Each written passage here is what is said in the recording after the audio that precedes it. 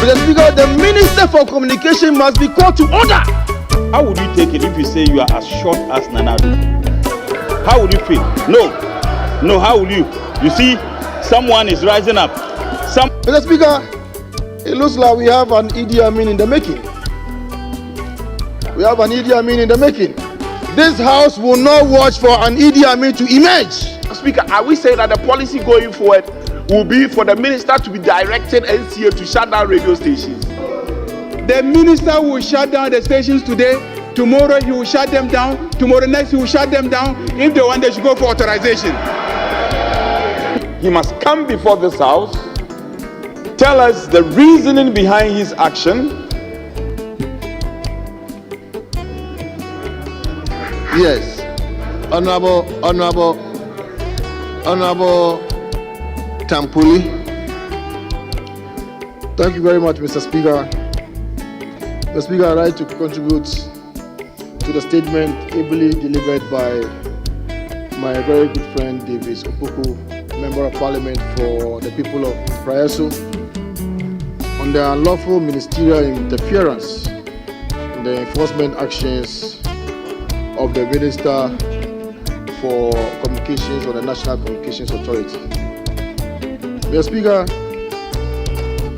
the maker of the statement makes reference to the act that established the National Communications Authority. And like many acts, Mr. Speaker, there is place for ministerial authority and supervision. Now, what those acts do, including this particular act of the NCA, is to give powers to the minister to make policy directives and interventions to enhance the work of the NCA. Mr. Speaker, no room is created for the minister to interfere in operational matters as far as the NCA Act is concerned. What we are seeing today, Mr. Speaker, is an overzealous minister who has moved beyond the policy direction by the minister and the ministry and is now dabbling in palpable frivolities. Mr. Speaker, the minister has decided to move beyond the policy directions to now direct that directors of the NCA proceed on leave. Mr. Speaker, he is also requesting for CVs of directors and staff of the NCA.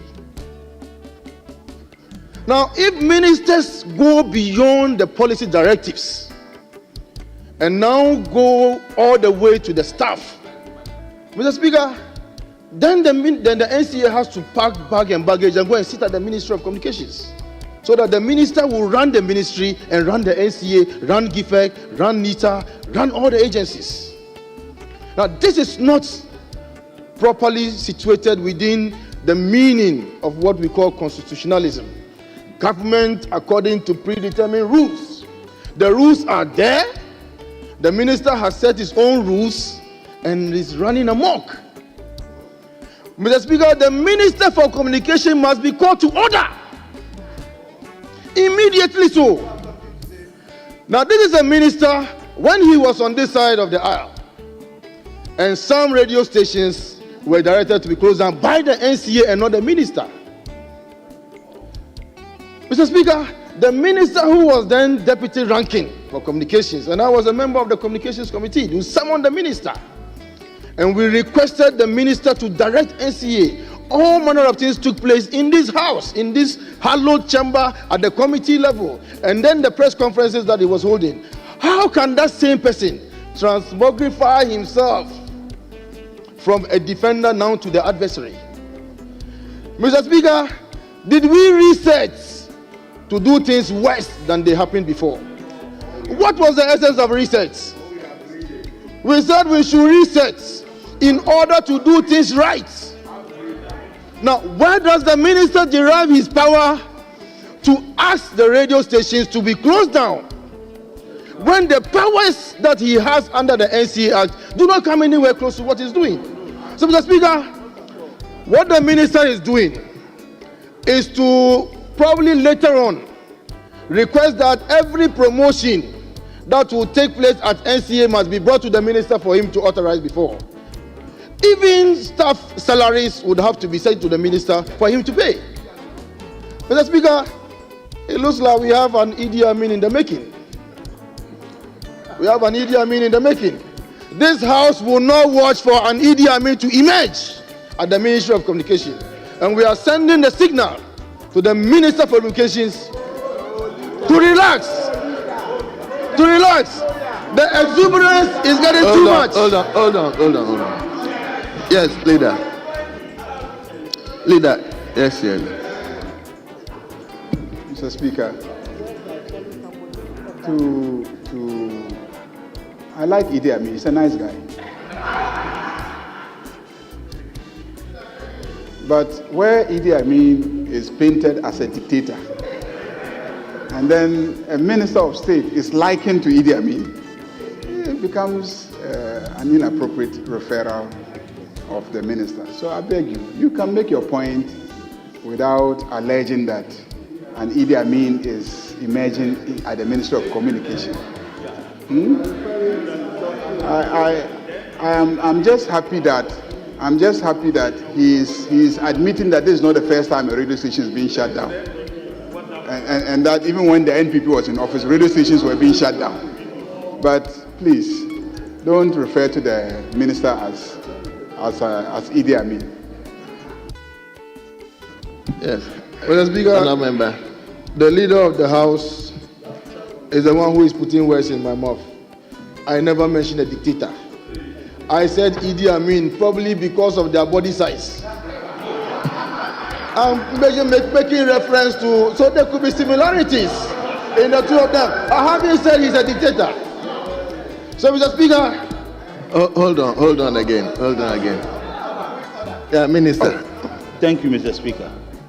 I think that he ought to apologize to our colleague who is not here. To body shame him is completely unacceptable. How would you take it if you say you are as short as Nanado? How would you feel? No, how will you? You see, someone is rising up. Mr. Speaker, someone is rising up. And that is the reason why you shouldn't body shame him. And I think that you should do the needful. The list that, he's not here. I will.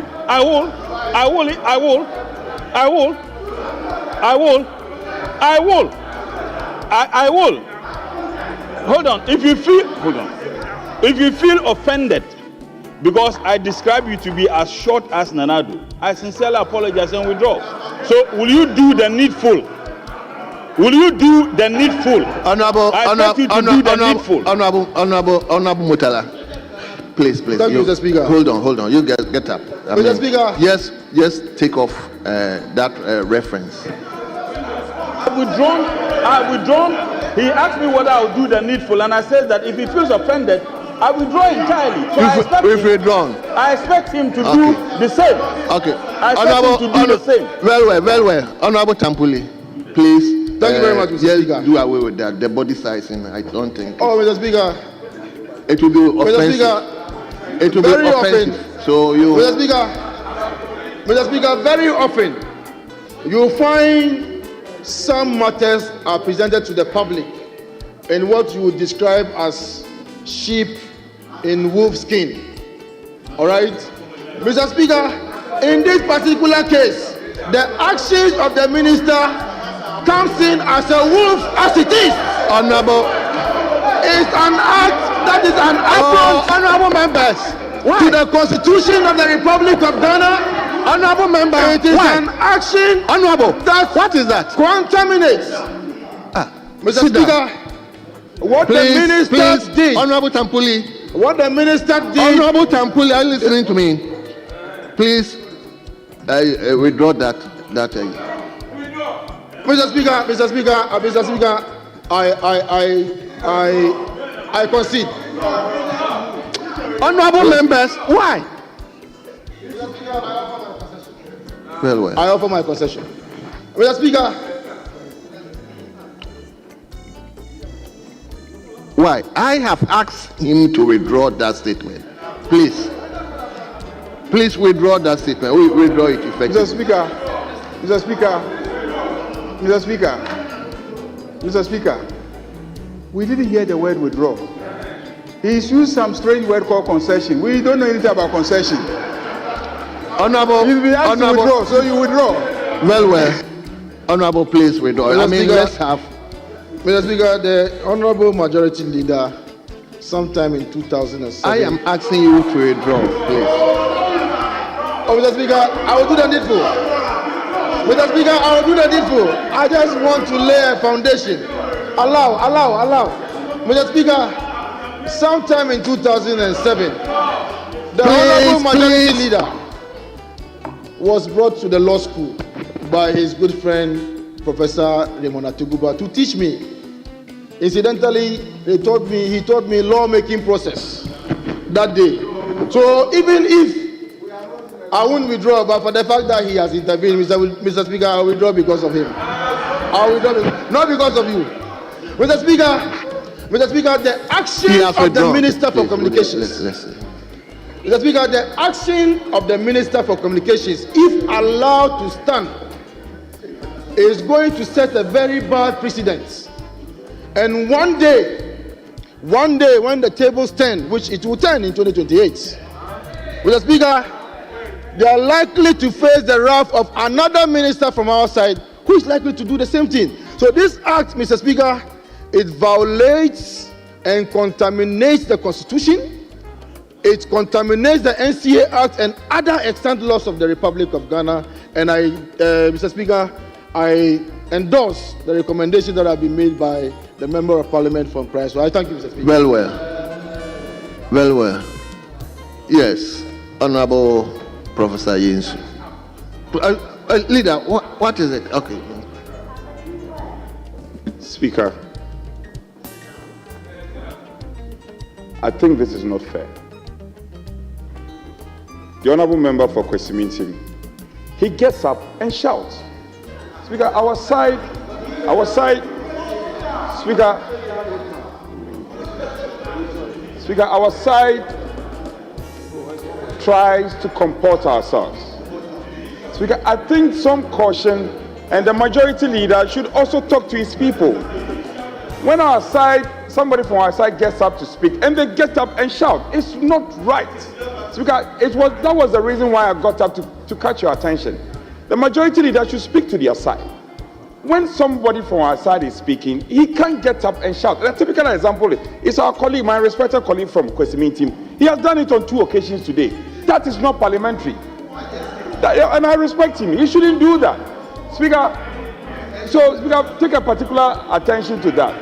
He was asked to withdraw. He has withdrawn. Thank you very much. He shouldn't just get up and shout. It's not right. Thank you very much. Professor Yensu, please take the floor. Minister, sit down. Thank you, Mr. Speaker, for allowing me to make this statement. Mr. Speaker, the issue in discussion is about body shaming, and I think that the Honourable must withdraw and apologize to the Honourable Minister. Mr. Speaker, as women, we go through body shaming a lot, and it is a big gender issue that needs to be addressed. If the Honourable Minister had an issue with the Honourable Communications Minister, I truly believe that he could have addressed it without talking about his body habitus. It is people have mental health issues precisely from body shaming, and I truly believe that he needs to apologize and withdraw. Thank you. That Mr. issue, Speaker. okay, if you have concluded, that's fine. So, no, let me give it to Mr. Speaker. Yes. Thank you very much for the opportunity for my voice to count on this occasion. I commend my brother for bringing this matter very respectfully to the attention of Parliament. Mr. Speaker, when a Minister of State whose business among others, should be creating jobs for the people of this country, is giving directive that is not only going to let Ghanaians lose jobs, but government lose revenue through taxation, then, Mr. Speaker, the minister is committing an economic sabotage. He is committing an economic sabotage that businesses set up by Ghanaians to undertake communication business, Mr. Speaker, he is saying that should be closed down. And it's very important that we look at the fact that the minister, when he was sworn into office in less than a month, is yet to create any job for the people of this country apart from jobs that he's revoking. Mr. Speaker, we should take serious interest in this matter, especially because the infraction is against an act which was passed by this House. An act, very respectfully, that this House vested power in the National Communications Authority. The minister is usurping it. Mr. Speaker, on all fours, on all fronts, the minister's action is against the interest of this country and is worthy of interrogation by this House. Mr. Speaker, the attention of this House has been drawn to the fact that the minister's power under the National Communications Authority is only limited to policy. Very respectful. It's not for nothing that, Mr. Speaker, in creating the power or in creating the institution of NCA, Mr. Speaker, we deliberately limited it that way. Mr. Speaker, it was also because we're mindful of Article 23 of the Constitution. We're mindful of Article 296 of the Constitution. Mr. Speaker, this action is very, very bad and should not be encouraged. Mr. Speaker, we risk setting bad precedents that the minister is closing businesses, instructing that businesses be closed. Then listen to the leader of the House.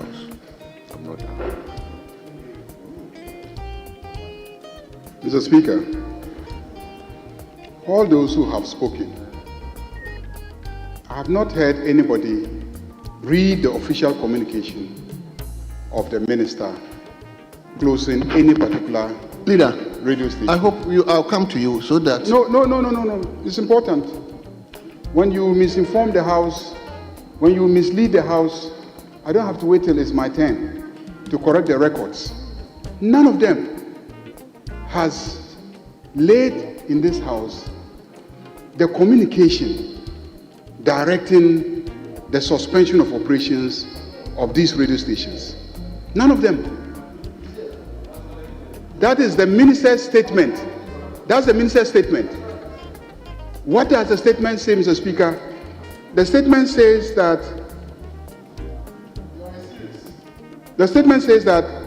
the directive to shut down the station is issued in accordance with Section 13(1)(e) of the Electronic Communications Act, which empowers the National Communications Authority to suspend or revoke frequency authorizations in the interest of national security, public order, or the public interest. So who suspended? Who revoked it? The National Communication Authority. The National Communication Authority. It is the National Communication Authority.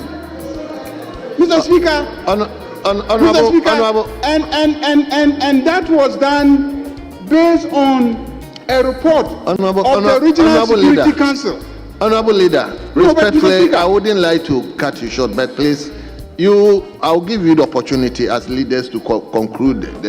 So let me, Honorable Menchia South, if you can conclude. Mr. Speaker, it is even worse.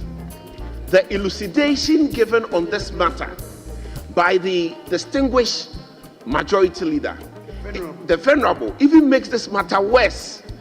Because, Mr. Speaker, there is an admission that that power belongs to the NCA.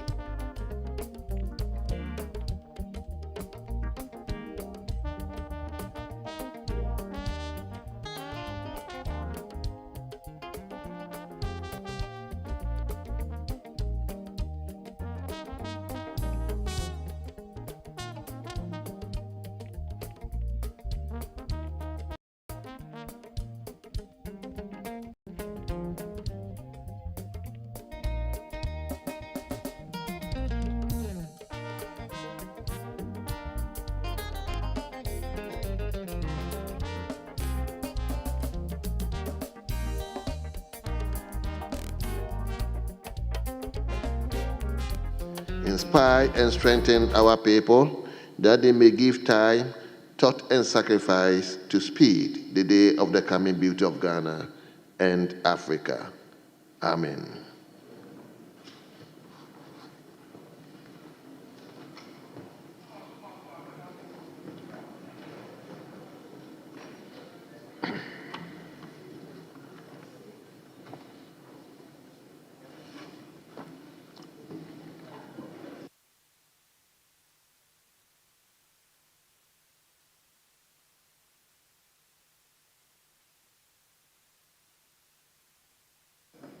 Honourable members, we will skip item 2. We will skip item 3. We will skip item 4. Let's turn to item 5. Correction of votes and proceedings, and that of the official report.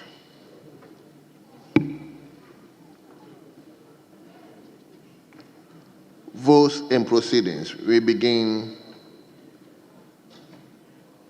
from page 1.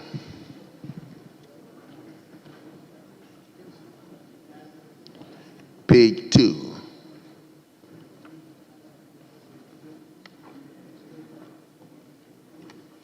Page 3.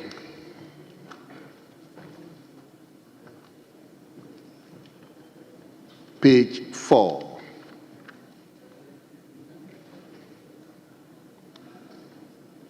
Page 5.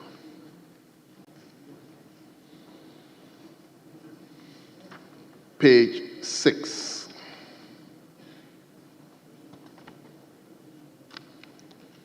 Page number 7.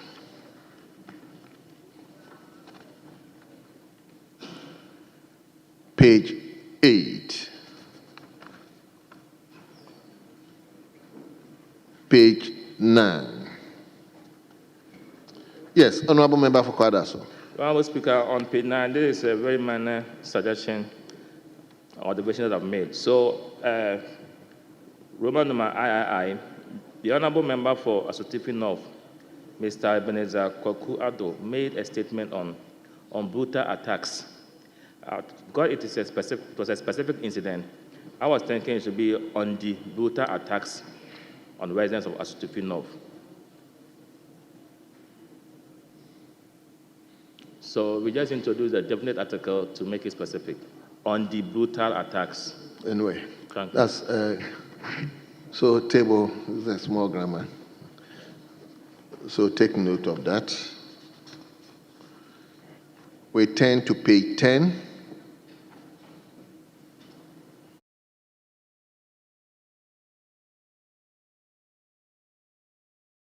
(2025) is hereby adopted as the true records of proceedings.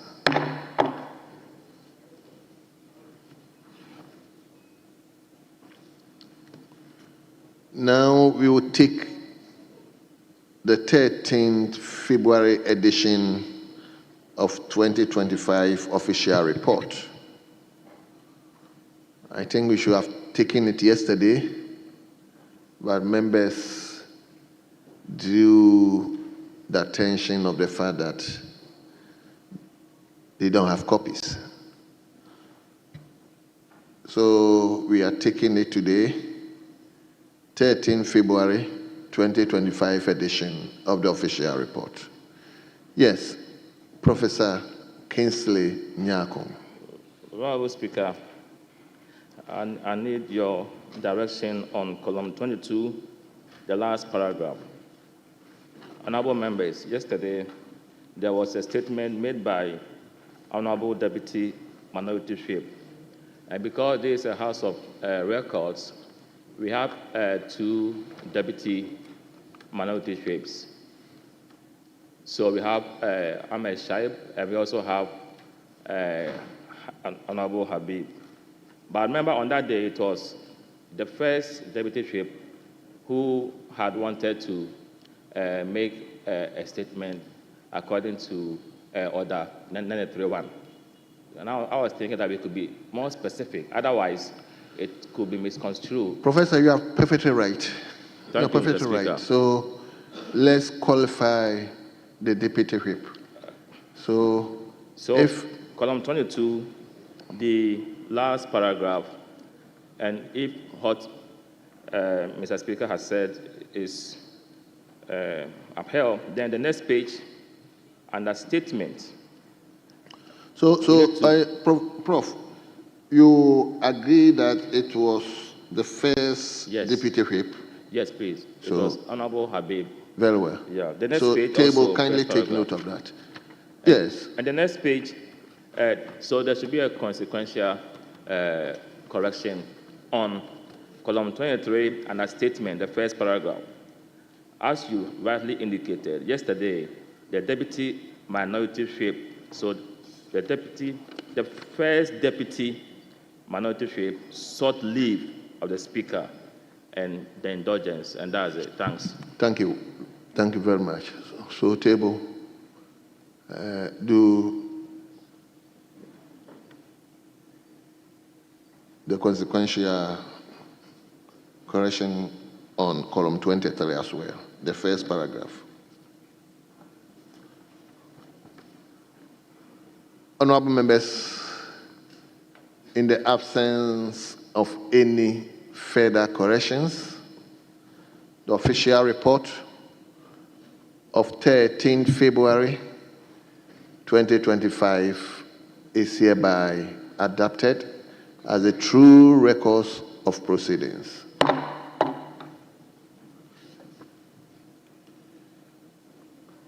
Honorable members, again, I have the 14 February 2025 edition of the official report. 14 February 2025 edition of the official report.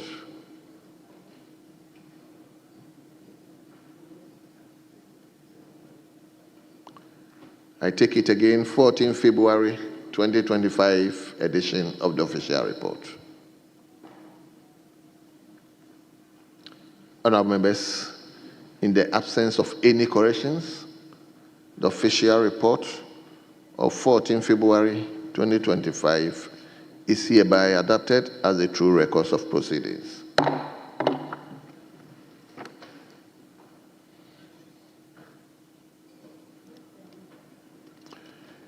Yes, leadership, any indication?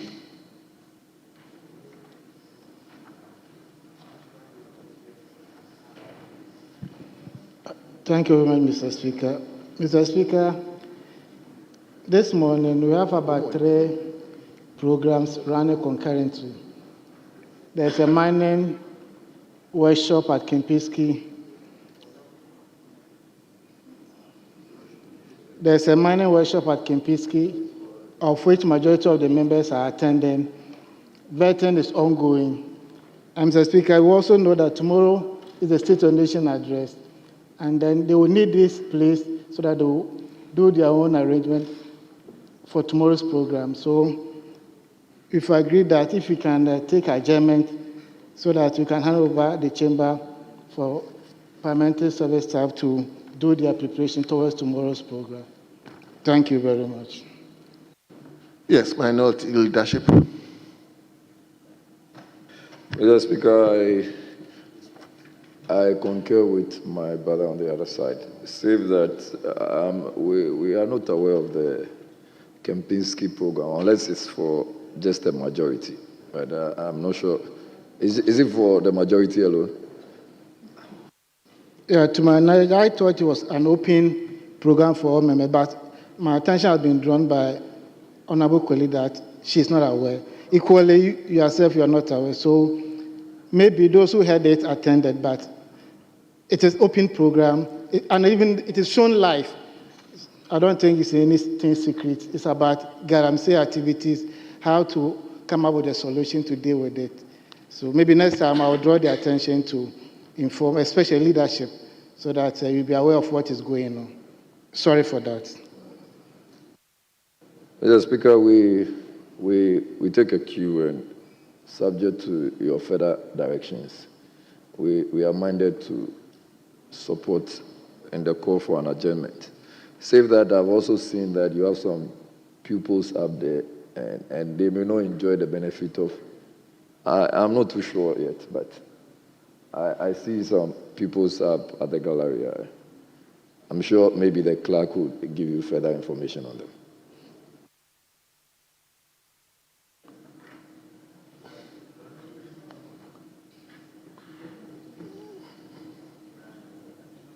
Yes.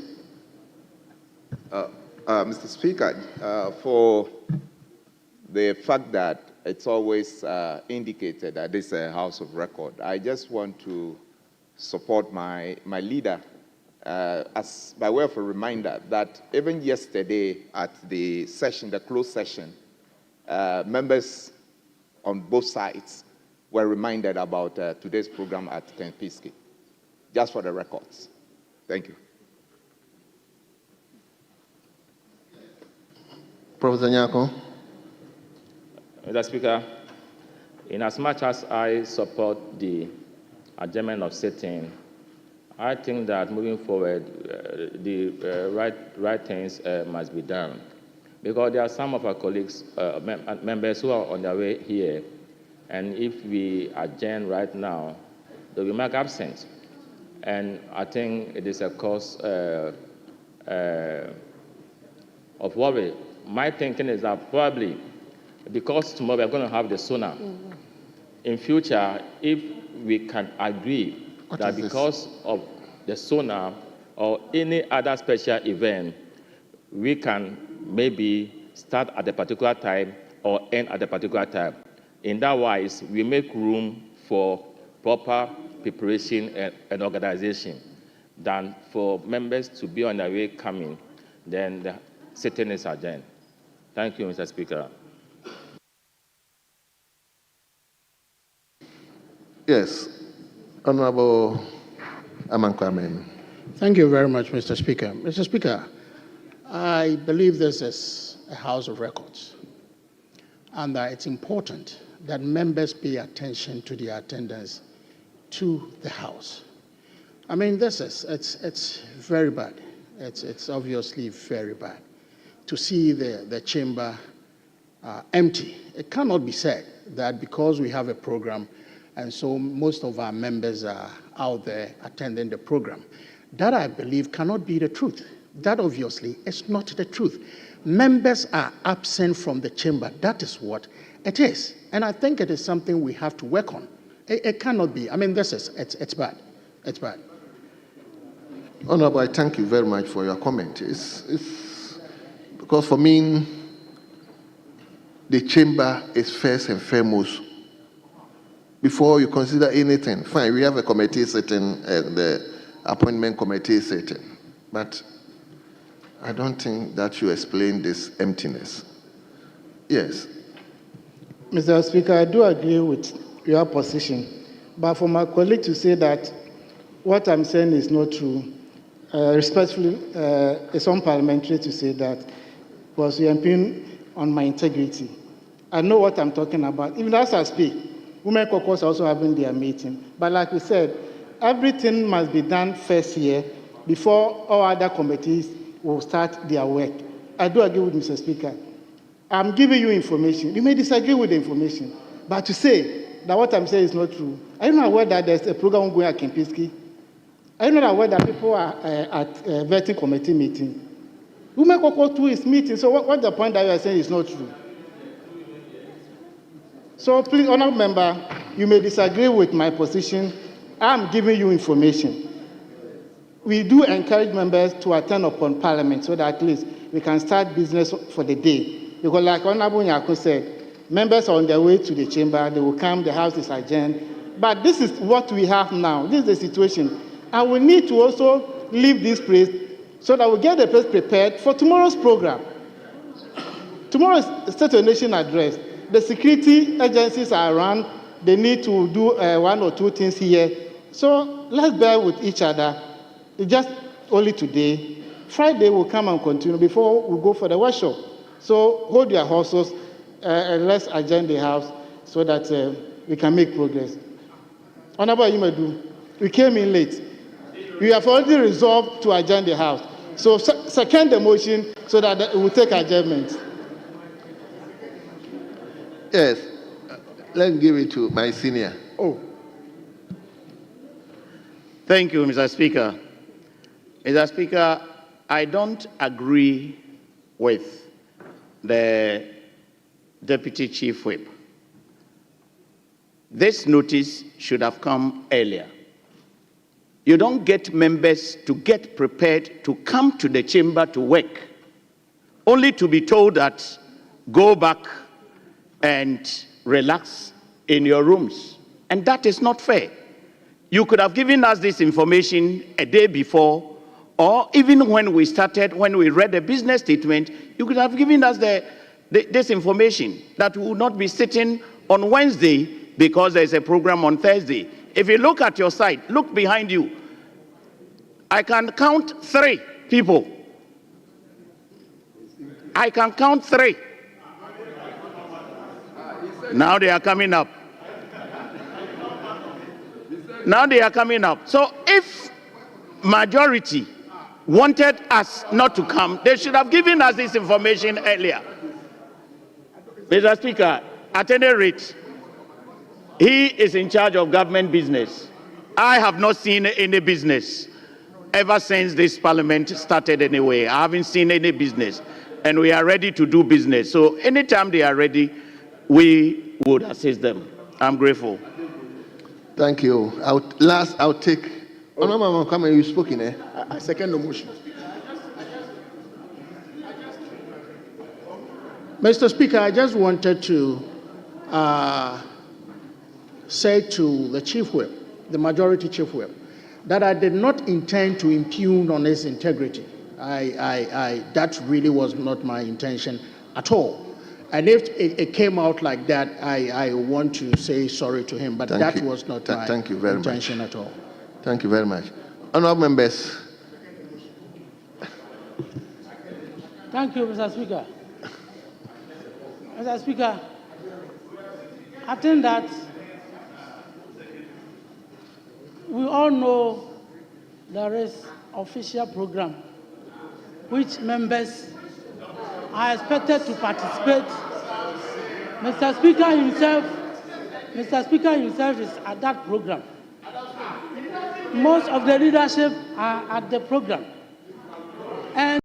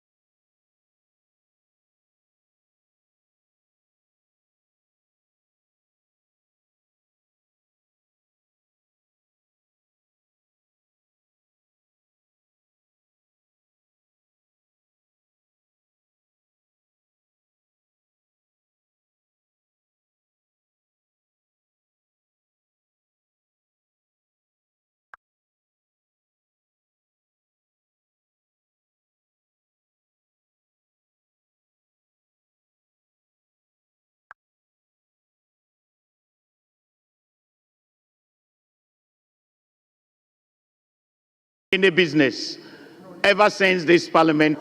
oh, I'm only telling you, but conventionally,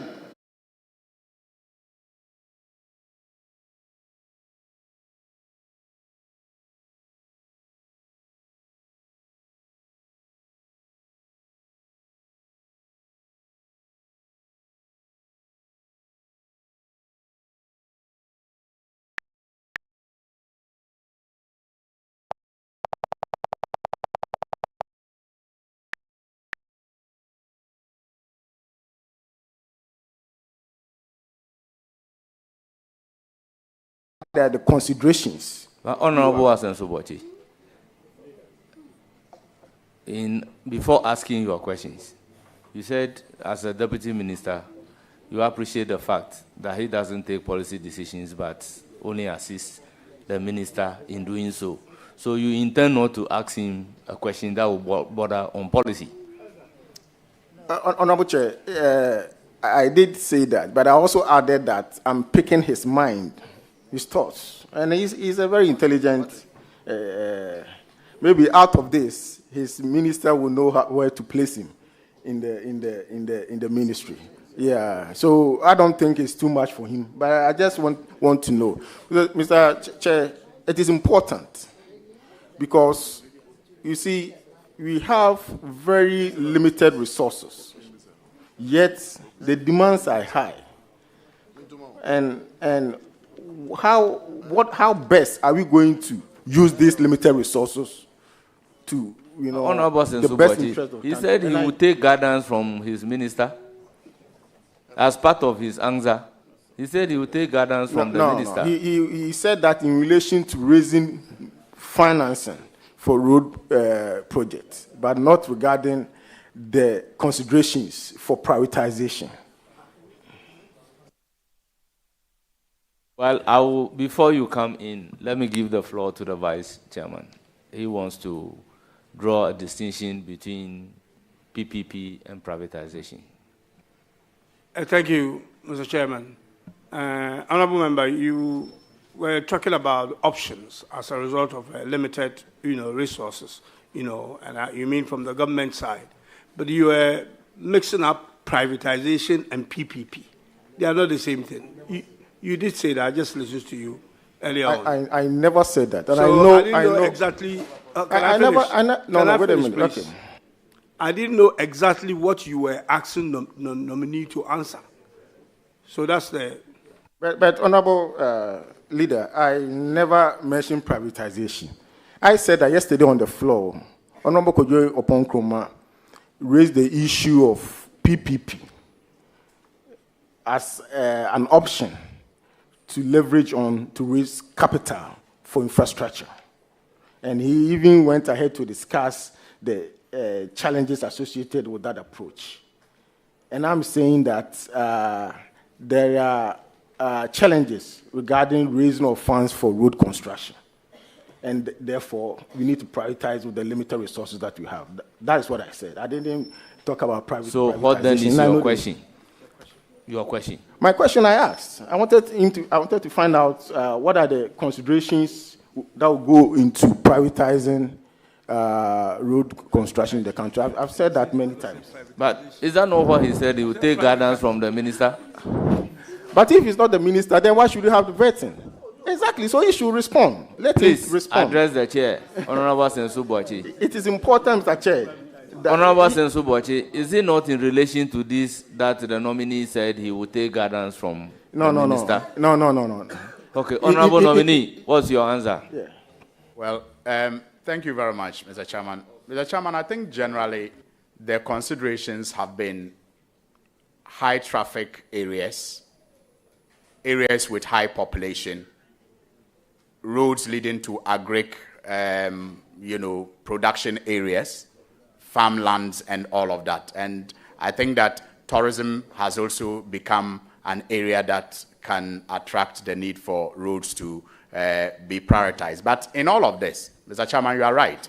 The minister working to the president will give the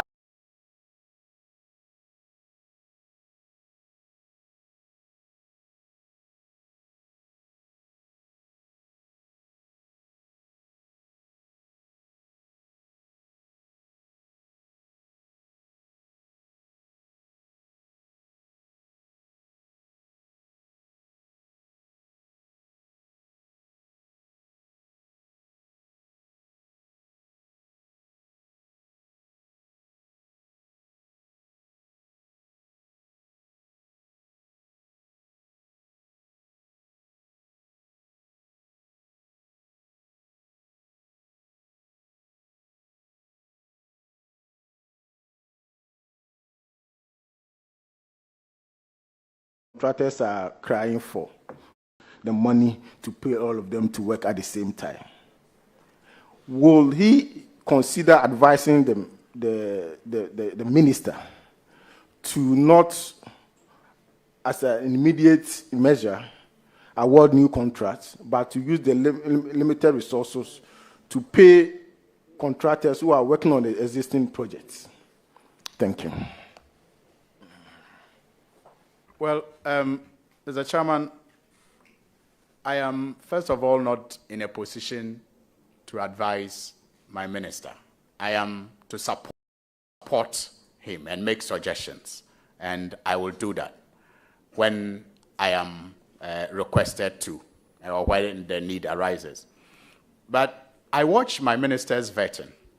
I rewatched it a couple of times, and I noticed the passion with which he spoke about the debts that the ministry currently have to deal with.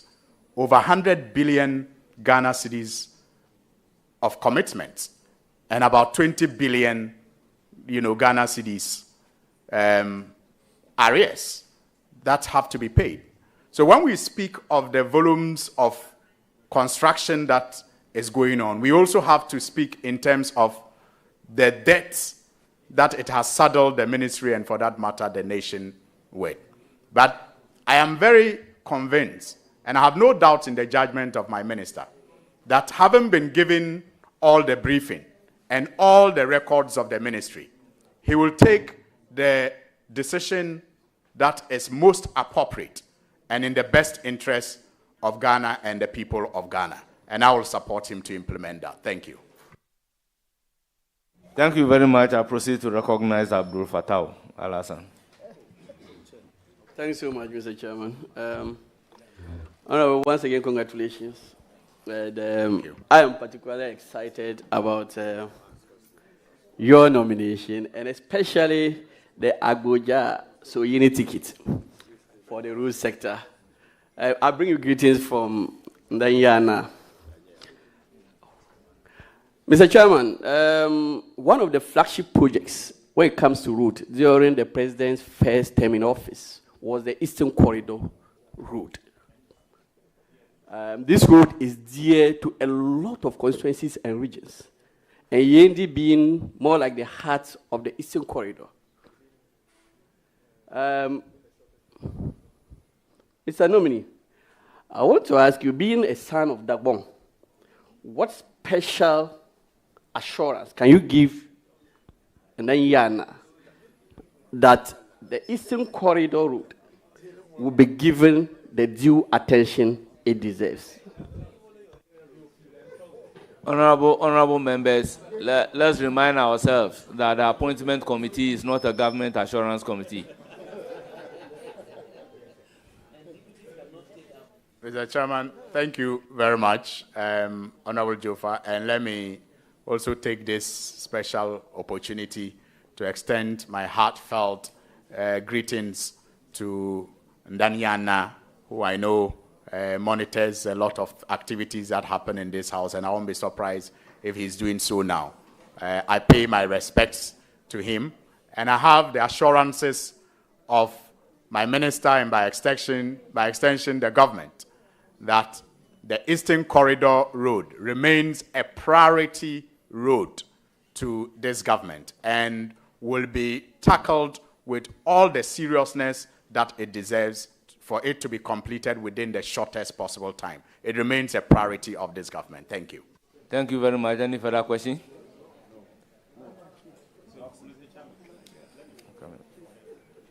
Honorable Roxanne Nelson Dapamoko, you have the floor. Chairman, thank you very much. Chairman, my brother, the nominee, congratulations. Thank you very much, my brother. I have no doubt you succeed in your new role. And I pray that the major roles that were not completed, with your support to the Rules Minister, you'll be able to deliver on them. We are in this together. I have your back. Congratulations. Chairman, thank you very much. Mr. Chairman, thank you. I have no doubt at all. That my chief members whip order. has my back. Thank you very much, Honorable Roxanne. Honourable members, order. Let me extend the courtesy to former Minister for Defence, Honourable Dominic Nitiwood. Mr. Chairman, thank you for your gracious opportunity. I told him that I'll come to see how his vetting will go, and I'm happy. I see a lot of the chiefs, very important chiefs, who are here to support you. I'm very happy about that, and happy for you as well. It's important that our people show support, and I'm glad that the chiefs in particular are here to show real support for you. They will be praying for you. We'll all pray for you, but there are some districts in Ghana today that still cannot boast of what we call even double bitumen surface road, what we normally call third road, to their district. There are still districts like that, including yours. There are districts in Ghana today that you can say that some of the kids have never seen a third road in their lives before. Since God created that portion of the world, they don't know what a third road is. Whilst others since 1960 have known third roads all over. I want to find out from you, as you and your minister. Yes, it's true. I mean, you can't do all the roads at once. You are continuing from what the previous government left off. I want to find out from you whether you would really sit down with your minister, as you say you consult him, to know whether you give those districts some priorities, to also allow people there to see what we call a third road. You know that when we were schooling in those days in Tamale and all other areas, if you move out and then you came onto from the Darcy Road to the third road, you have to first get out of the car and wash yourself, clean yourself properly.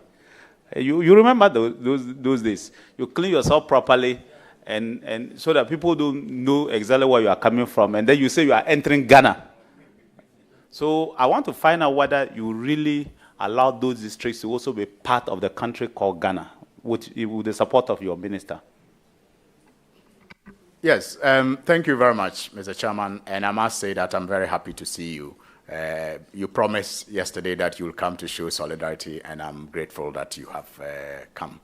I think that I've partly, answered this question when I was dealing with the question with regard to prioritization of roads.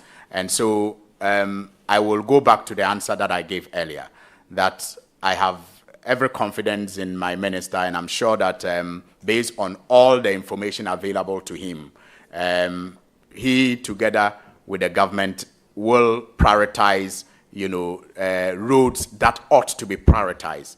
And you are right that it is sad that in this era, in this age, we still have districts that do not have any road that can be described as a tar road, as it is often called in the local parlance. It is indeed sad. And I made the point earlier that even when you look at the road network that we have currently, I understand an audit is ongoing, it's not completed yet, about 134,000, and about 72% of that is untarred, is unpaved.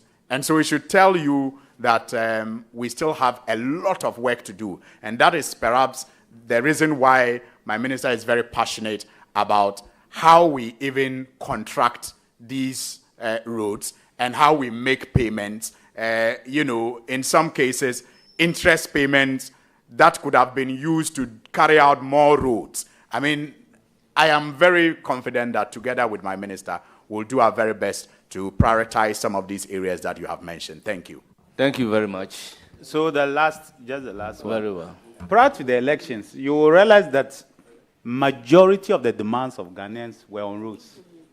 Demonstrations here on roads, people, and that you are going to get that pressure. Not just you and your ministry, you and your minister will get a lot of pressure on people. I want to find out from you, what will you do differently with your minister to ensure that work is ongoing, contractors are not leaving, even if they are not yet paid what they think? Or we do things differently, because there are many, many countries that may not even have what we call the bitumen surface and paved roads as we talk. They are normal roads, they use chemicals to work on them, and they last for some time. I want to find out exactly what new things you and your minister are going to bring, especially you, to aid your minister to ensure that people can have just what we call access roads to their homes and their farms and their businesses. Mr. Chairman, it's quite a tricky question, because you see, even if I share the idea publicly now and it is not implemented, it will look as if I told my minister and he didn't do it. So I'd rather go to my minister after this vetting and then have the conversations with him on that. Thank you very much. Thank you very much. I would proceed to give the floor to Honorable Haji Aladi Ayamba.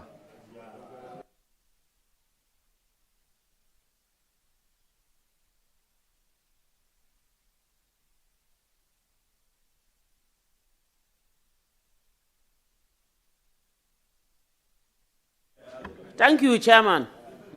It's very interesting. Now, people were here saying he's talking too much, he's talking too much. Dagumba man. 1, a teacher by profession. 2, a radio presenter, for that matter, a journalist. 3, a politician, for that matter, an MP. And you want him to talk short? Huh? There's someone looking at me with one eye. Let me turn this way. I've got so many of them. You see, when a queen mother is talking, everybody becomes quiet. Anyway, I'm here. Congratulations. Thank you very much. Congratulations. You know, I have never doubted your competence. Right from when I met you personally, interacted with you, your activities and what have you. So I know very well. I will not wish to ask you any question, because my question with you, you know where it will be discussed. Eh? Do you want me to say it for everybody to hear? Kanvili. At 1 a.m. in Kanvili, when we are all ready. So I will say congratulations, and the mantra comes, bye-bye. Mr. Chairman, thank you very much. Mr. Chairman, if I could acknowledge, with your permission, my sweetheart's comment. She didn't add that. She, after interacting with me, also fell in love. Please be reminded that saying your sweetheart, you may be offending some people here. I'm guided, Mr. Chairman, but I will be putting up a house for her in Kanvili, which is part of my constituency, so that we can have that conversation. But Mr. Chairman, she's right. You see, my profession makes it difficult for me to be brief. After broadcasting for 10 years, broadcasting live for over 10 years. You will still have to be brief. A teacher and a politician, but I am guided. Thank you. Honorable Patrick Yaobama, you have the floor.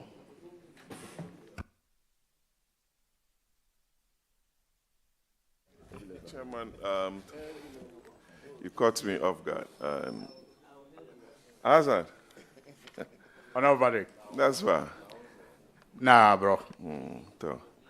So, you remember the torture you put Honorable Amakwanta through? Every Friday, Suhini will be on the floor. And let me mention two of the communities that were very prominent. Kalpoini, it's in your area. And Kanvili and all those. Yes. So I'm sure now that you are going there, those issues will be resolved immediately. Inshallah. Amen. So let's do some business, Alasan. I listed about 10 very important materials in the road construction business. The bitumen, concrete, gravel, crash stones, sand, recycled materials, steel and iron. We've become accustomed to these materials, and the cost of road construction, I believe, can be brought down if we look at modern and eco-friendly materials in the construction of roads. Are you going to consider, in your position as a senior assistant to the minister, to look into some of these very friendly materials to reduce the cost of road construction? And if so, which of them have you identified or thought about? Thank you. Mr. Chairman, in line with being asked to be brief, let me just say that we'll be guided by the engineers at the ministry and those who know these materials better. Thank you. Very much. Any further question? So does it mean you haven't thought about any yet? You said you'll be guided by the engineers. Oh, chairman. Suhini is very, very competent. We know him. We've worked with him. Last parliament was with us around this table. So just let him display to the chiefs from Dagbon. Well, you don't want to take his answer that he'll be guided. Azan.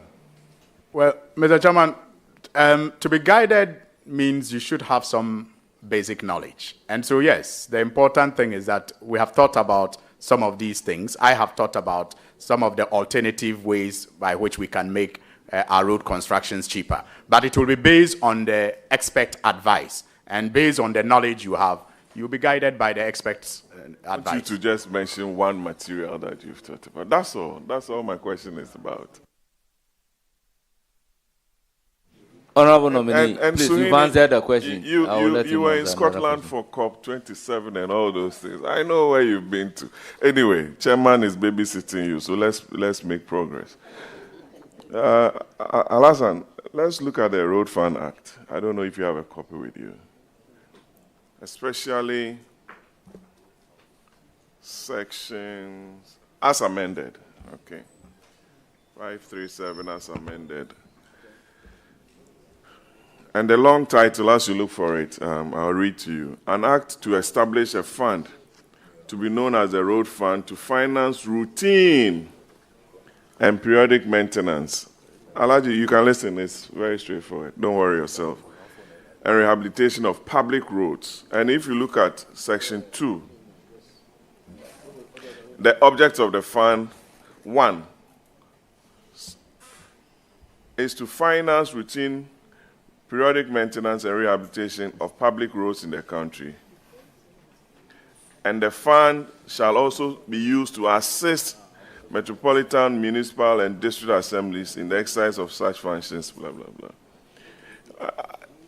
In time past, funds dedicated to this fund called the Road Fund, I believe, the municipal assemblies, the MMDCs, they haven't seen the use of those funds. Decisions are taken in Accra, they sit in their districts, a contractor will come and be patching roads and doing routine maintenance work. I believe with how strong and passionate you are, you look and redirect the use of the road fund in accordance with the objects as stated under this law. Yes, Mr. Chairman, I think your observation is correct. It has been the case over the years, and I find it quite unfortunate because if you look at even the history of the Department of Urban Roads, it used to be under the local government ministry, and one would have thought that their collaboration would have been tighter because of this history. But unfortunately, you find out that these district urban road offices, when maybe funds are made available, sometimes even they themselves are not informed about it. They also see contractors from elsewhere come and start doing road patching, like you have said. But I am very confident that my minister will have the right briefing and will give the correct directions for all of us to support for the implementation of same. Thank you. I don't have a follow-up on that question, but let me go straight to the last question. Alaji, there are a lot of real estate companies in this country. They acquire huge tracts of land. Before you realize, they are coming up with real estate, big properties, charging and selling properties at prices made. Some are even quoted in dollars. They won't fix the roads around the community, but they will say, oh, let the Ministry of Road come and fix it because we pay taxes. What will be your strategy in assisting the minister to devise a very good model to bring into your activity real estate owners in the construction of roads in new developments or areas or suburbs? Especially when you go to Tamale, new developments are springing up. People will go and build, then they start blaming government that, why are you not extending roads to my area? Knowing well that that is not within the immediate plans of the government or the area. But Alhaji, let me congratulate you. You've been one of us. Today you are there, and we'll be filing more questions. Thank you. Thank you very much, Mr. Chairman. I must say that, once again, your observation is correct. I have personally also taken note of that, especially when you go to some of these estates companies and they take you to, properties that are priced in dollars in some cases, very huge properties, and they are acquired. And people who acquire them live there. But like you indicated correctly, roads to those properties, remain undone. And that is why there's a need for us to broaden the conversation around how to work together to fund road construction in this country. And if you took notice of the reference to public roads, in the use as it was used in the Act, perhaps there's an indication, or there's an indication that we can have private roads. And if that conversation that we are talking about is had, especially with all stakeholders involved, we will be able to do more roads than we are currently doing, only depending on GOG funding. And that is why I am quite confident that this new regime will explore other ways of making road construction cheaper and owned by more stakeholders participating and contributing for us to reduce the deficit of roads that we have in the country. One of the other problems, and I'm ending with that, is the land tenure system that we have in this country. I mean, it makes it very difficult for us to have service lands, as is the case in some other countries, where maybe government owns the tract of lands and can even service the area by providing roads, providing electricity, providing water before the lands are even sold out. But our case is that people put up these infrastructure developments and then utilities now have to chase, those developments. So it's a broader conversation that we should all have as a nation and decide how to tackle it. I thank you. Thank you very much. Thank you very much. I will proceed to give the floor to Honorable Akurugu. Thank you, Mr. Chair. Congratulations, Alassane. I have no doubt you are going to be a good assistant to the minister. Mine is just one. Our attitude towards maintenance is worrying. What are you going to bring on board after we have a good road constructed and then a few years to come you see potholes? What are the measures you are adopting to bring on board? Thank you.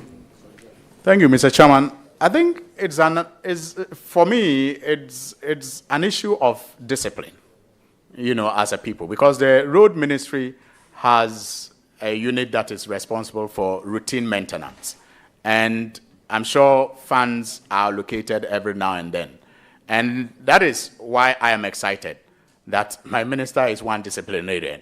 I mean, his 6 o'clock is his 6 o'clock. In the last parliament, we all used to tease him with how sometimes he will be the only person sitting in the chamber even waiting for Speaker at 10, because Speaker, adjourned the House to 10. And discipline starts with one's ability to be punctual. And I am very confident that he will lead us in ensuring that we direct this routine maintenance works that are supposed to be carried out already by the ministry to addressing this issue that you have correctly identified. Thank you. Thank you very much. Mr. Chairman, I'm done. So congratulations. Very well. Let me borrow Ajala this words. Bye-bye you. Thank you. Alaji Oman. Thank you, Chairman. Maria Tezoso. Now, Director. Thank you.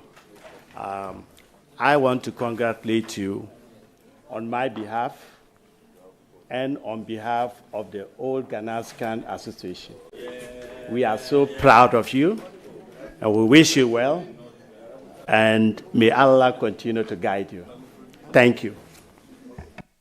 I'm most grateful, Dr. Chairman. Now, thank you very much. I will give the floor to Deputy Minority Leader. Thank you, Chairman.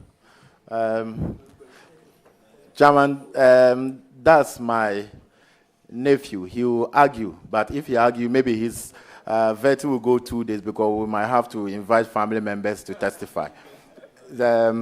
I congratulate him. Chairman, my questions are just going to base on how I have been able to raise my nephew, his competence.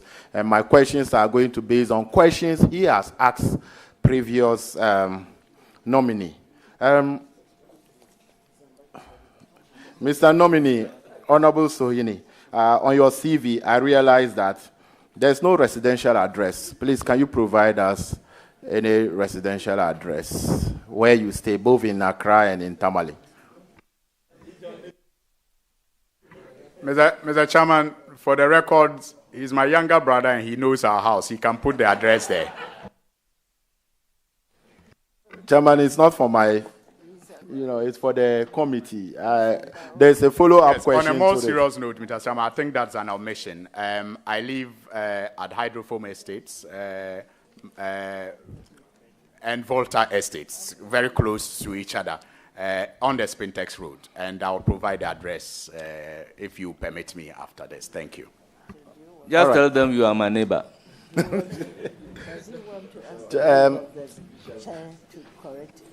Chairman. Mr. Chairman, I thank you for that. I didn't know if I was permitted to disclose the location of your house, but the truth is that we live on the same road. In fact, it's a walking distance. Thank you. I'll provide that.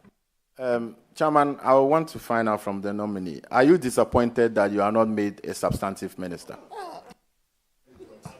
Honorable nominee, don't answer that question. Honorable Habib, your question is overruled. Ask another question. Okay, Chairman, I'm guided. Chairman have disallowed my question. I'll move on. Somewhere last,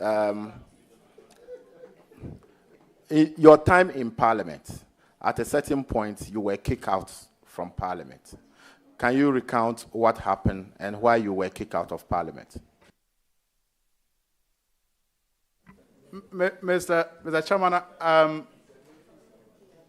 even though you have overruled the question, I must say that I am surprised, not disappointed, that I am even considered among the 60 few to serve this country. It's a privilege, and I thank His Excellency the President and my party. Honorable nominee, once the question has been disallowed, you don't provide an answer. Mr. Chairman, I'm grateful that I'm grateful, but I just thought that I should put that on record for mischief purposes. I know my younger brother, and I know what he can do, and it can go against certain factors. So I just thought that I should put that right, even though you overruled it, because I know the mischief he can do with that question. Thank you very much, and I apologize. But, Mr. Speaker, Mr. Chairman, I am a very respectful, very obedient, but also very firm in my beliefs. And I wasn't kicked out of Parliament. I was asked to go out of the chamber, not kicked out of Parliament. Thank you very much. You provided your answer. I was asked to go out. You've never been kicked out. Never. Thank you. Please proceed to ask another question. Chairman, still on that, can you recount why you were asked to leave the chamber? Still on what? A follow-up on that question. He said he was not kicked out, but he was asked to leave the chamber. And I'm asking, why was he directed to leave the chamber?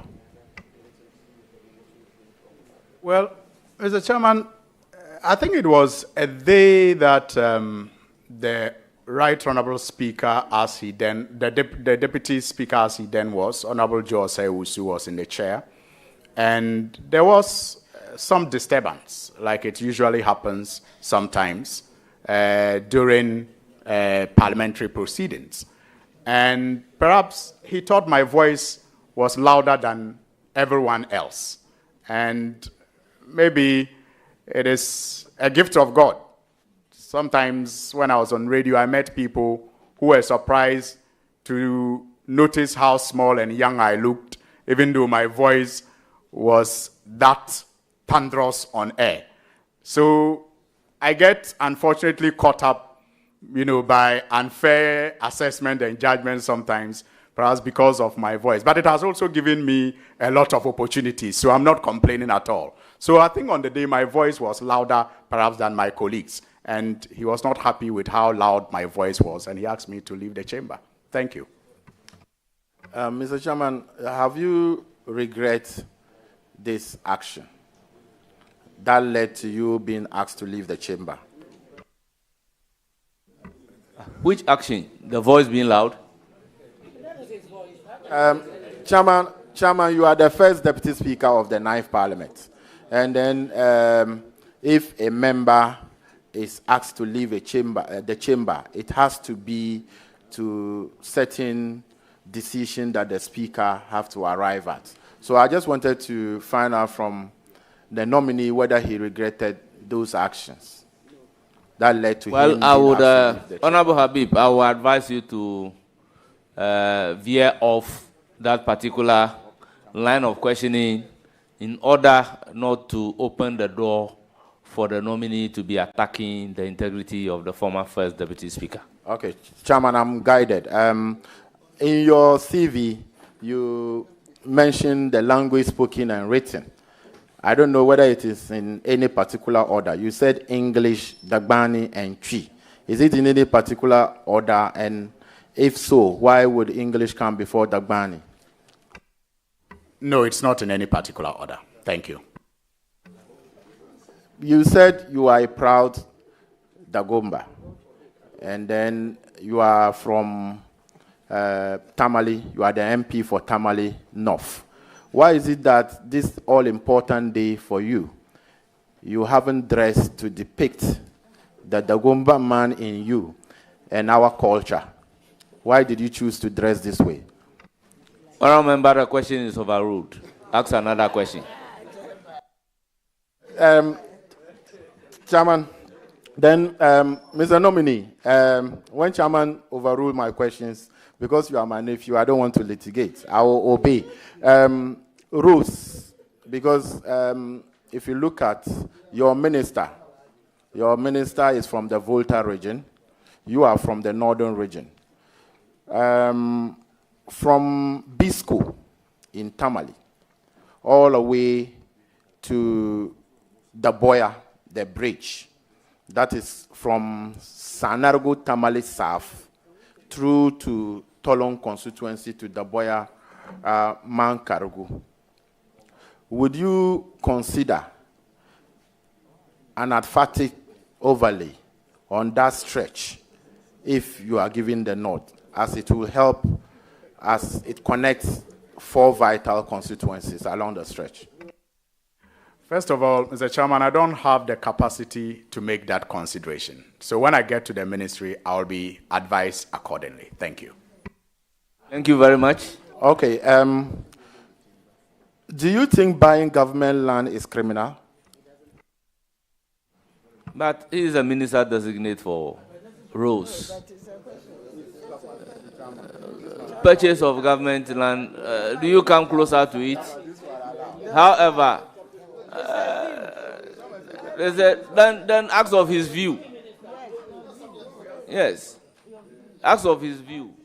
It's not his thinking, it's what the law says. Mr. Chairman, am I allowed to answer the question? Please do, but be brief. Well, Mr. Chairman, I think that the disposal of government assets are guided by law and fair price. And I will stick to that. I think if it is lawful and it is fairly priced, as the law stipulates, what I think doesn't matter. Because you asked if it is criminal. What I think doesn't matter is the law. Thank you. Chairman, because he's my nephew, I don't want to go deeper. Chairman, but my other question is that, Mr. Nominee, have you ever been denied a visa at the Netherlands Embassy?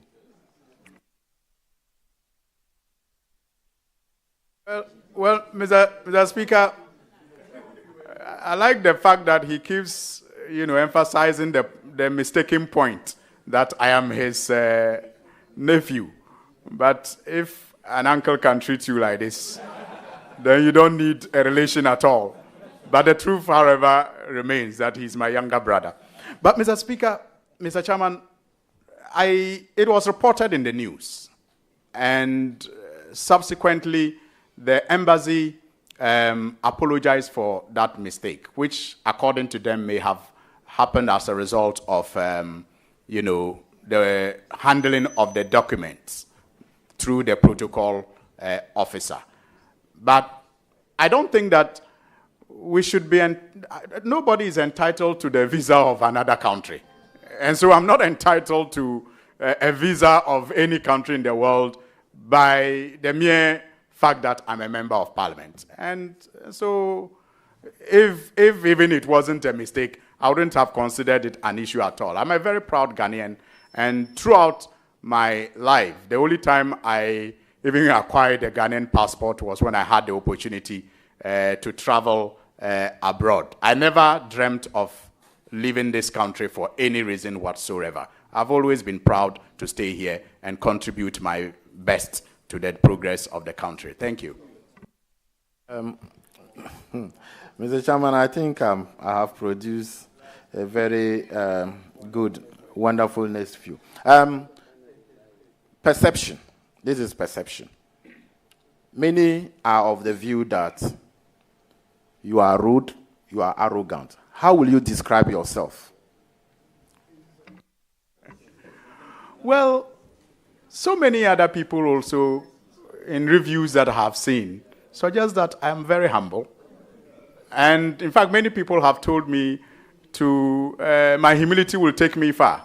And I am minded to listen to that more than any other negative one. But, I mean, we are all not perfect.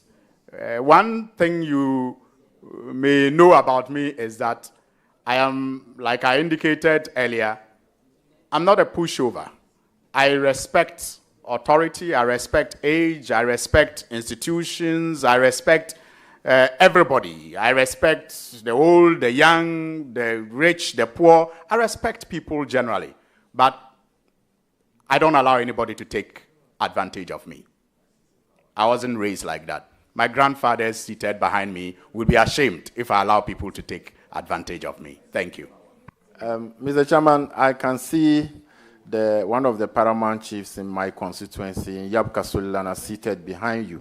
As a member of parliament last 8th parliament. There's a Yab Nyang Palam too, or you haven't seen him? No, I'm asking this question specifically to Kasulijile, to the effect that I was able to reach out to the minister responsible for roads, that the road from Katangdani to Kasulijile and from Kasulijile all the way to Wanto has been awarded and contractors are on the road. But Kasulijile Township roads is in a very bad state. Would you consider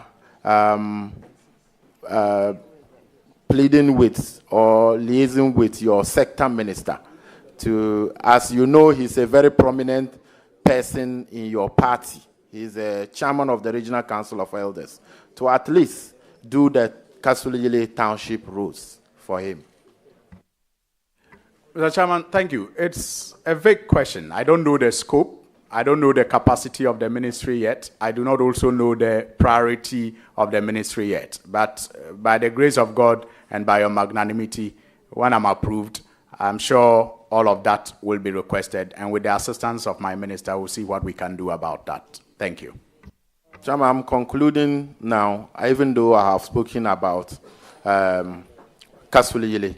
You mentioned in Yabunyankpalana and his catchment area, he doesn't actually have roads problem because as an MP, I was able to do Changna Yele through Golenga to Dato Yele, and from Nyankpala to Tungwale, it has been all up to bitumen surfacing. All major roads in Tolo, from Tali, close through to Lungbunga has all been awarded, and the Tolong Township roads. So let me use this opportunity to congratulate you and to tell you that I am very proud of you. I know that you will go places, but only to advise you that when you go to the ministry, as much as I have been able to raise you, humble yourself and know you are a deputy minister, you are not the minister. Respect your minister, give him all the necessary support, and with what I know about you, you will succeed and you will go places. I congratulate you, and I have no single doubt on your competency. Congratulations. Thank you. Thank you, Mr. Chairman. Yes. Mr. Chairman, except that I know that Honorable Habib grew up with my younger brother, and I'm sure that he's very upset sitting there listening to him say he's raising me and he's advising me. He grew up with my younger brother in the same house, and I watched them grow as my younger brothers. And I'm sure my younger brother will be very upset watching him say that he's raising me and he's advising me. But his, pieces of advice are useful. It doesn't matter how old he is. I take that, in good strides. But I just want to point out to him, when he talked about the roads in Nyankpala, that I was appalled when I drove into Nyangpal Lane's palace. And to have him say he has done all the roads in Nyankpala, I'm surprised, because the road leading to Nyangpal Lane's palace is a shame. And maybe he should have considered that. But we will be prioritizing other other MPs' roads, since he says he has done his already. But for the revered chiefs, we would have prioritized other MPs' roles, since he says that he took advantage to do his already. But I thank you, Mr. Chairman. Thank you very much. Honorable Jerry Shaib, you asked 2 questions. Not more than 2 questions. Chairman, that's changed. Thank you very much, Honorable Chair. Honorable Al-Hassan Saibu Suhini, congratulations to you. Thank you, Honorable Jerry. Just as part of my observation, I've seen that you were once awarded Northern Excellence Awards, Most Promising MP 2019. That's correct? That's correct, Mr. Chairman. Very well. Good to know. Mr. Chair, so my first question. Over the period, I've seen that most medians, when you are driving, are overgrown with weeds. I've also seen that a lot of billboards or signposts are also not properly or appropriately erected at the right places. I've also seen that there are a lot of potholes. In fact, if you take, say, from Kaneshi to Makati, beyond Makati to, say, Kaswa, you would have a list of potholes. In fact, now they've grown to become manholes. And then when you're also driving in the night, you would largely see that most of the streets, the major streets, have no street lights working.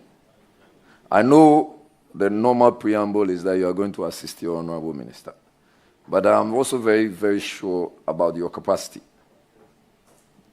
I know. Honorable Minister, the man is on the oath. So I just want you to tell me, knowing your capacity, and in fact, you are one of the persons I look up to, I want you to tell me how you intend to assist your minister in resolving these major, but to a larger extent, basic problems as well. Honorable Jerry, I am humbled. Thank you very much. I have also made the same observations, and I'm sure many of us around this table are concerned about how billboards are erected, sometimes even blocking vision on some of our roads, which is a threat to possible accidents on the road. How the potholes in some cases, like we have correctly described, are manholes, and they have created accidents. In some cases, some of the traffic situations that you even see in town are caused by these potholes because they slow vehicles down and create vehicular traffic. So these are genuine problems that we are faced with. On the issue of lighting, I am aware that the ministry already is talking with the Energy Ministry and the Ministry of Transport to see how they can work together to improve that, especially because the government is considering the roll out of the 24-hour economy. So it is something that they are already working on, and I'm quite confident that when they roll it out, the issue of dark roads in Accra at night will become better. But we need to focus more on routine maintenance when it comes to the potholes, and also prioritizing where those routine maintenance go to. Well, as for the billboards, I think it's an issue of local government authorities. The assemblies permit those things, and they also have the power to remove those things. And I'm sure maybe working together as stakeholders that are all interested in improving safety on the roads and giving drivers quality experience when they use our roads, we can work together to do better than the situation currently, than what we have currently. Thank you. Mr. Chair, it's just a follow-up. So I think we left out the issue of the weeds and whether or not, because I know that you may come in to say that maybe the MMDAs or MMDCs are, but when you ask them, they will tell you that the Ministry of Roads give out that as some sort of contract.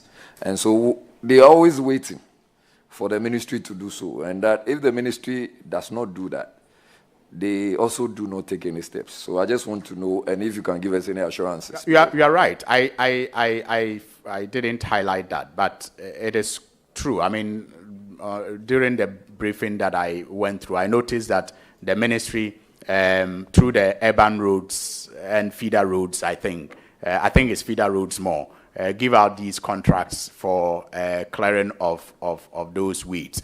And apart from the briefing, I'll tell you that in 2016, I have the experience of, helping,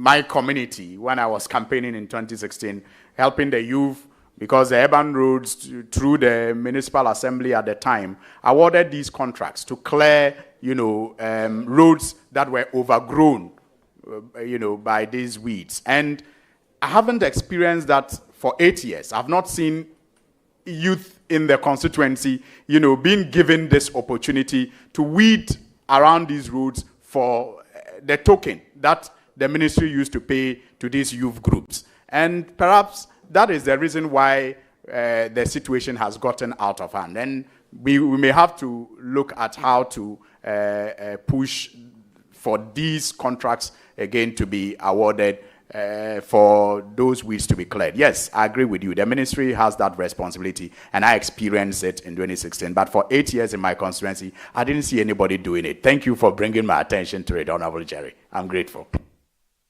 Mr. Chair, my second question. So, functionality of traffic lights. There are some traffic lights which have not worked for decades. And these are major areas that we always have vehicles knocking down people, and there are always fatalities. I have a place in my constituency called the Broadcasting Junction. The traffic light has not been functional close to 11 years. There have been several knockdowns of pupils.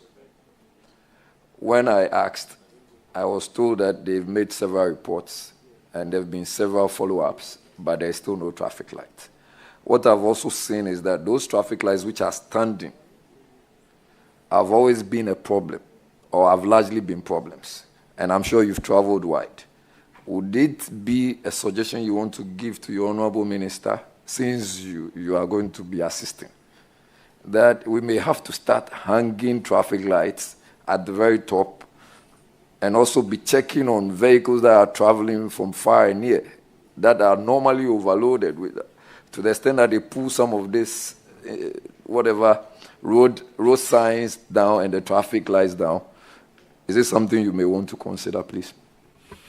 Yeah, I agree. I mean, in some cases, I have even had to intervene when I wasn't even the deputy minister yet, where vehicles knock down these traffic lights and then they want to run away. They don't take responsibility of fixing it. But I think that working with my minister, will be advised by the engineers at the ministry based on the best approach to fixing our street lights and to getting maximum benefits from it. Thank you.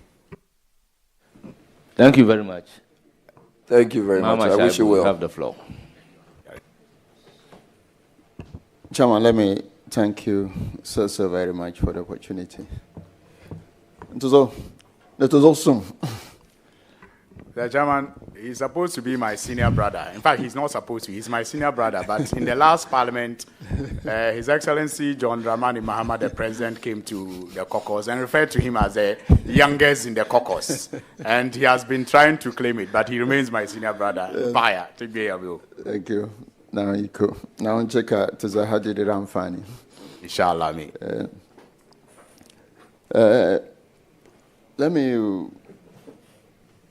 take you back to, while appreciating the fact that you are an assistant pursuant to Article 79(1) of the Constitution, I just need to draw you back on a few things. There are 4 major bridges currently ongoing in the north: Daboya, Dalong, Yape, and Bupe. These are very critical bridges. I know your minister alluded to that the last time. Funding is purely government of Ghana. Would you want to remind your minister, I know he's very passionate about this, that continuation of these 4 major bridges is quite critical to Northern Ghana. Just tell me how you would assist your minister to get this done. I think you have given me an indication as to how to do it. I'll constantly remind him. Thank you. Any further question? Yes. Your minister is a very diligent and result-oriented person. You have alluded to that, so you should be mindful. Bitumen import takes a chunk of the roads budget. I hope you are aware. Have you become aware recently that GOIL made an investment of about $25 million in a bitumen plant some few years ago? Have you become aware of that? Yes. Mr. Chairman, doing my reading whilst preparing for this vetting, I was surprised to learn that we have only one bitumen plant in this country. And it is even owned by an Ivorian company, I'm told, with GOIL having some shares. I don't know the exact quantum of shares. And I thought that, it was quite unfortunate, in my view, considering the need that we have of bitumen. And there is also Sky Construction also, that also imports some. That is one of the lead importers. But I think that it is an opportunity. Yes, that's maybe many businessmen can consider. And since we have a greater need for roads, it is a ready market. And I know that Goel has some shares in one company that is owned by an Ivorian, that is Ivorian, I must say, that is currently producing bitumen and is the only plant in Ghana. Thank you. Would you follow up on that? Would you assist and encourage your sector minister for local participation in that bit of the industry? Absolutely. That is why I said that I think it's an opportunity for businessmen who want to get involved in setting up such plants, given the need that we have in this country. Thank you. Let me wish you very well your new role. Thank you so much, Mr. Chair. I'm most grateful, Sibro. Thank you. It's now the turn of Honorable George Kwaku Riketegan.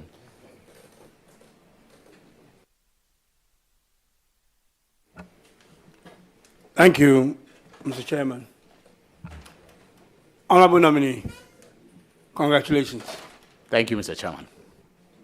I have no doubt that with your minister, you will do a good job. But the job will be challenging because of the situation that this country has been in for the last 8 years. We don't have money. Roads are capital intensive business. Your minister has a lot of roads to build, and there's not going to be much money in doing so. The Honorable Finance Minister will try and bring in money, but CAPEX will still be very small. The reason being that we wouldn't have much fiscal space to do a lot of things. And our deficit is still high. We are not talking about current deficit, but the deficit that has fed into the debt is still very high and needs to be repaid. Your minister will have to do something extraordinarily different from how that ministry, basically how it's been managed in the past. And that is to get into the role of trying to bring in money, which will not be a subject to only the finance minister in building roads. But of course, you will need a finance ministry's permission to do so.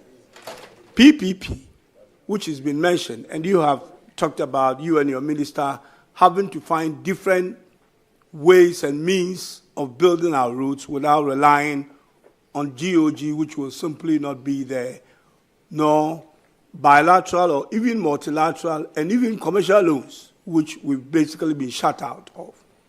So I look at PPP as probably the best option. Our laws on it are still short. We have never been able to do anything on PPP as far as any major road in this country are concerned. Your minister's probably looking at a few things, and it's one area you will have to support your minister. As you said, part of it will be finding the money and bringing it to the finance minister for approval. And PPP, which is obviously a partnership of government and the private sector, will be critical. And I know that you will be playing, your minister will be asking you to play a significant role in that endeavor, to be able to bring money for us to build our roads, of course, with the minister's approval. So I don't want to make too much, it's not actually a question, but a request for the kind of support you will have to be giving to your minister for us to be able to look at the PPP area more seriously in making sure that we can fashion some road projects using the PPP concept, because all the other options from where I sit is going to be extraordinarily difficult.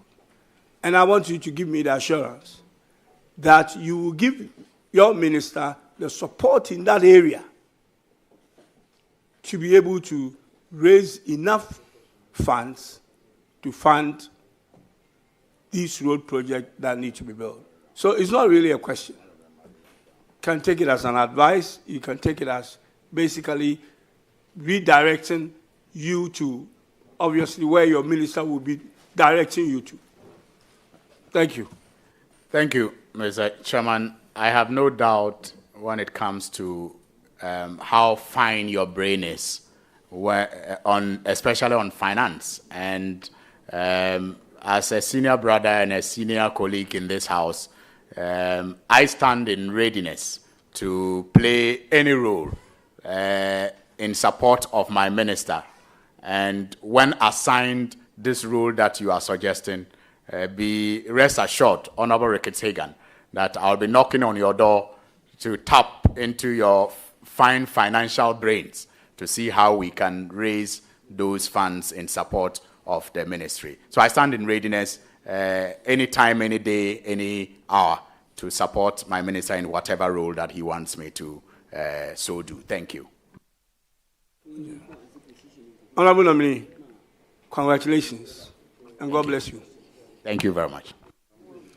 Thank you. I'll give the floor to Honorable Patricia Apiaje. Thank you very much, Honorable Chair, and I'll take this opportunity to congratulate my brother over there for making us proud by being given this opportunity for the limited number of people who have so far been appointed. But, Honorable, going by your CV, you know, I get concerned when I see a Muslim, and since this house is a house of record, when you are asked about your marital status, the only thing I see is married with children. For record purposes in this house, if you have one, indicate one. If you have two, it is acceptable, indicate two. Because, you know, our sisters get proud when you also showcase them out there. So how many of such wives do you have? Thank you. How many wives do you have? I'm sorry. Yeah. Mr. Chairman, if I have your permission, I will address Honorable Antipat. It's a fair observation, Antipat, but the records will have it that I'm married to one beautiful Hamdi Amadou Yakubu seated right behind me, and together we have 3 children. Thank you. Thank you very much. Thank you very much, because I'm concerned because everybody wants to be showcased. So once you are showcasing, yes. Thank you very much. Honorable, you know, with the passage of the affirmative action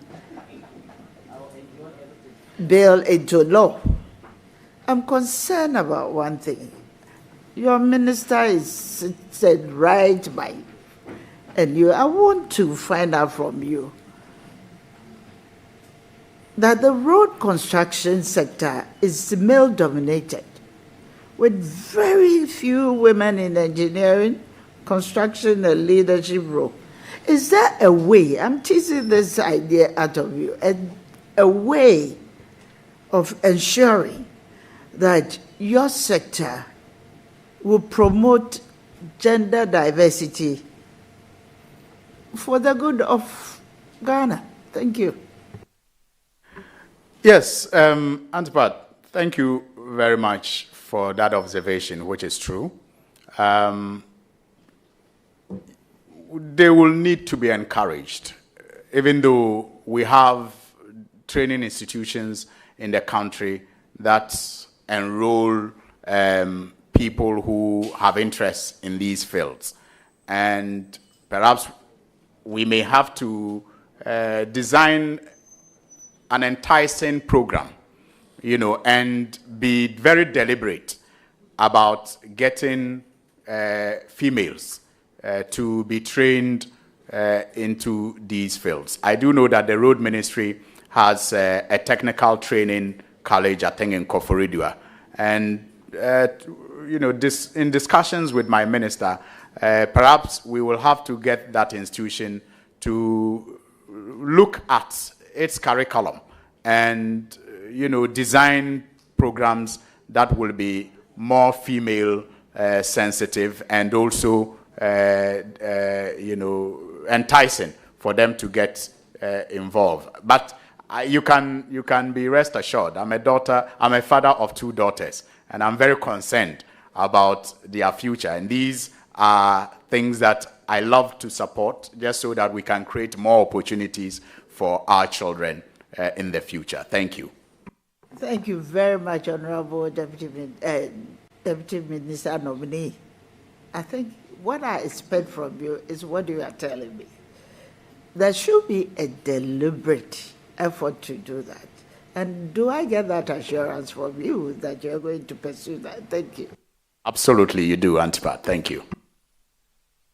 Thank you very much. And my second question, it's about the enforcement of traffic regulation. We have various laws that we were trying to put across. And I believe if you can enforce that, there's the need to form a very close collaboration with the police service. And looking at the current wave, global wave, technology plays a very critical role in whatever we do. Would you recommend a form of technology that would not even require the presence of police to ensure that traffic regulations are enforced? Thank you. Well, yes, it's a conversation together with my minister, I'm sure we'll have with the Road Safety Authority and the MTTD. I do know that in the last parliament, they brought a bill to this house, and one of the considerations was how to introduce technology that will improve road safety in general. Unfortunately, as it is usually the case, the sensational part of that bill was whether members of parliament should be allowed to use a siren or not. The essential part that was more about introducing technology in how we regulate traffic in the cities got lost in the conversation. But it is something that I am very sure that my minister will be passionate about, and together we will have conversations with these two institutions to see how we can explore the technology that is available to serve that purpose. Thank you. Thank you very much. Honorable, there's also another aspect where I believe that we need to also introduce technology, because I know that there's a plan to reintroduce the use of tolls, or the reintroduction of toll booths in the scheme of things. One of the challenges why the tolls were abolished was the fact that it was creating so much traffic that was something that people could not understand, especially on the Tema motorway. If you anticipate reintroducing this toll booth, would you recommend to your minister the introduction of a technology that will ensure facilitation of the movement of traffic? Thank you. Well, Mr. Chairman, I'm sure it was an oversight. The intention of this government is not to reintroduce toll booths, but to reintroduce road tolls. Road tolls. They are different from toll booths. And the minister only last week, already indicated that he's on the road to doing exactly what you are asking for. The ministry issued a statement stating clearly government's intention to procure the services of any company that was able to demonstrate ability to help the ministry roll out a technology-driven road toll collection, in this country. And so I think the minister is already on course, and I stand in readiness to support that course. Thank you. Thank you very much. You, honorable nominee, you appreciate that currently the road deficit in Ghana is still very high, especially in the rural areas. And most of the rural roads are in a very deplorable position. If given the nod, how are you going to assist your minister to ensure that for the flow of agricultural products, you always ensure that the rural roads are well managed and motorable? Thank you. Mr. Chairman, both my minister and I we represent rural constituencies. And so we are very well aware of the critical need for the, unpaved roads to be regularly shaped for use of especially our farmers. And I'm quite confident that he will need no reminder at all to prioritize that. Thank you. Thank you, Honorable. But I was expecting one answer. Because in Ghana, we have paid so much money to bring in drip machines, where every district has a machine to ensure that the roads are motorable. If you don't have that one in mind, I believe that that will be a very, what will I say? It will be an unfortunate issue of not deploying those machines to ensure that the roads are motorable. And if you don't have that eye, then that will mean that our pending budget will not take care of how to resource those or provide the necessary fuel for those machines to work.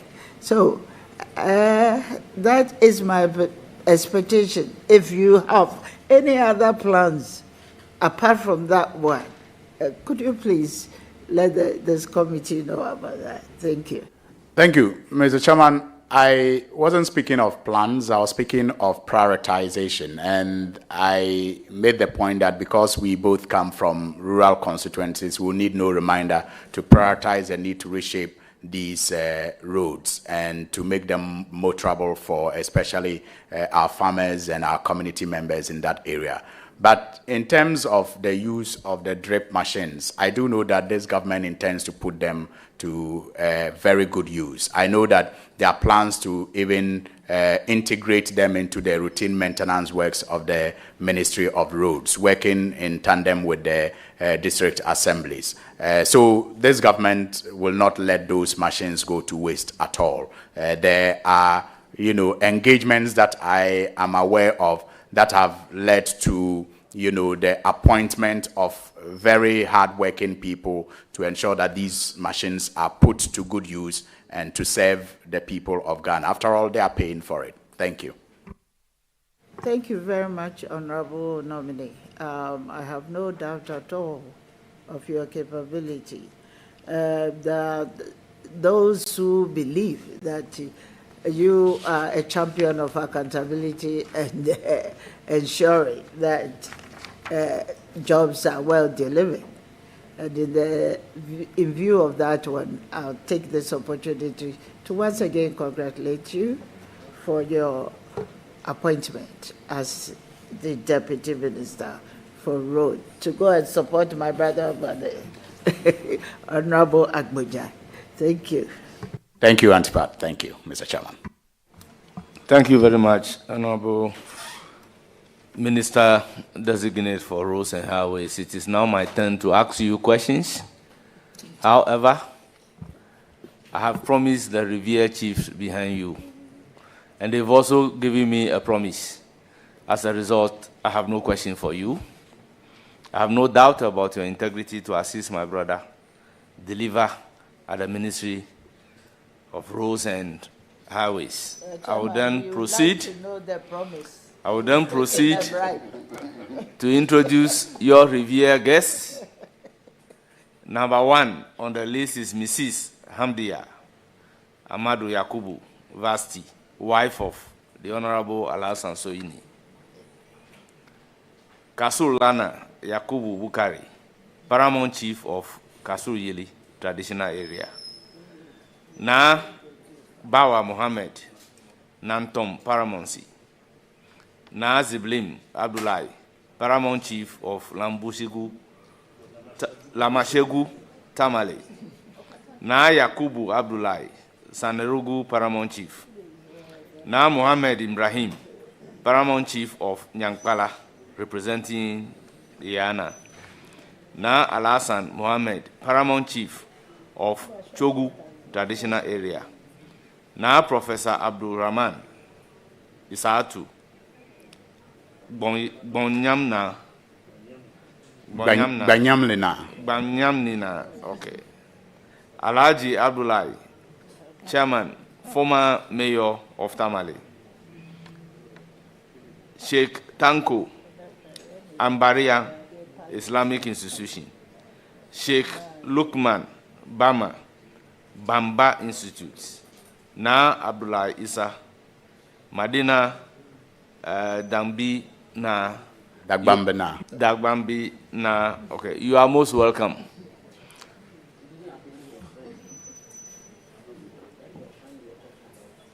His name is inside. Honorable Minister Designate, you will hear from the committee and you are discharged. Mr. Chairman, permit me to thank the committee and to thank my minister and all other members of parliament who have come to support me and show the love and solidarity. I also wish to thank the esteemed chiefs and imams and the opinion leaders for their support and solidarity. Mr. Chairman, but on a lighter note, you noticed when you said you had agreement with your brother, Antpat was asking you to disclose. So in the spirit of accountability, permit me to announce that my revered chiefs brought you a smoke for me to present on your behalf. And the smoke will also, and same will be provided for all members of this committee, so that perhaps during your next sitting, you all be in the traditional Dagbong smokes. Thank you very much, Mr. Chairman. Thank you very much. It's much appreciated. I'm most grateful. Most grateful.